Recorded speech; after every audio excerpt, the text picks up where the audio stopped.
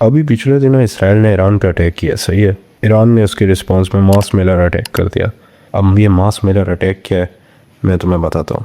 तो मास Mailer attack ये होता है कि एक ही बंदा बहुत सारे लोगों को एसएमएस करके डराता है। तो ये मास मेलर अटैक परफॉर्म कैसे किए जाते हैं? तो मास मेलर अटैक परफॉर्म करने का एक कोई बेसिक तरीका नहीं होता। तुमने एक पाइथन की स्क्रिप्ट बना ली या किसी भी लैंग्वेज पे कोई स्क्रिप्ट बना ली, ये एक डेमो स्क्रिप्ट है, ये सिर्फ और सिर्फ एजुकेशनल पर्पज़ के लिए।